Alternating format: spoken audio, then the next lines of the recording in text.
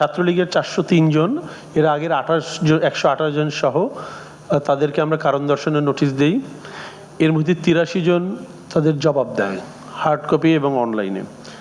সেই 83 জনের উত্তর নিয়ে আমরা পর্যালোচনা করেছি কমিটি বসে, এবং সেই 83 জনের বর্তমান স্ট্যাটাস জানার জন্য আমরা বিভাগগুলোতে চিঠি দিয়েছি, হলকে চিঠি দিয়েছি, ছাত্র প্রতিনিধিদের চিঠি দিয়েছি। আমরা এই চিঠিগুলো দেওয়ার উদ্দেশ্য হলো আমরা দেখতে চাই যে তিনি যে জবাব দিয়েছেন সেটার কতটা সঙ্গত। কারণ আমরা যদি দেখি যে তিনি হলে থাকছেন, কোনো অসুবিধা নাই, কিংবা তিনি ক্লাস করছেন, পরীক্ষা দিচ্ছেন, আমরা তখন ওটাকে ওইভাবে বিবেচনা করতে পারবো। সেই হল এবং বিভাগ থেকে গত বুধবারে আমরা তথ্য পেয়েছি। এই তথ্যগুলো নিয়ে আমরা এই সপ্তাহে সভা করে এই 83 জনের ব্যাপারে আমরা সিদ্ধান্ত নিতে পারবো। এই সিদ্ধান্ত 83 জনের বাইরে যারা আছে সবগুলো আমরা আগামী শৃঙ্খলা পরিষদ উত্থাপন করবো, তারপর সিন্ডিকেটে যে চূড়ান্ত সিদ্ধান্ত হবে। এটা হলো ছাত্রলীগের ব্যাপারে। আমরা 5000-এর মতো ছাত্রীদের জন্য আবাসন ব্যবস্থা করতে পারবো বাই 4 years টাইম।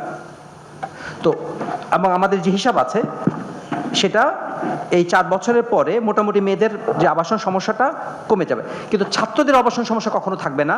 বড় আমাদের যে ভয়, যে প্রজেকশনটা দিয়েছে লিনিয়ার প্রজেকশন, যদিও আমরা যে পৃথিবীতে লিনিয়ার না, যে প্রজেকশনটা দিয়েছে সেই প্রজেকশন যদি ঠিক থাকে বাংলাদেশের অবস্থা মালয়েশিয়ার মতো অবস্থা হয়ে যাবে। বাংলাদেশের কিন্তু ছাত্রী এবং ছাত্রের কিন্তু রেশিও তো 70-30।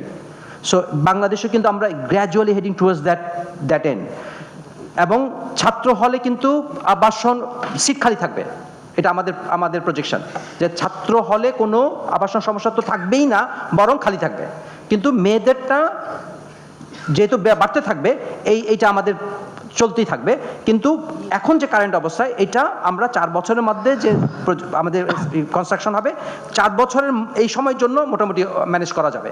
কিন্তু 2030 যে কথাটা বলা আছে বা 30 পরে, তখনকার জন্য আমাদের প্রস্তুতি নিতে হবে।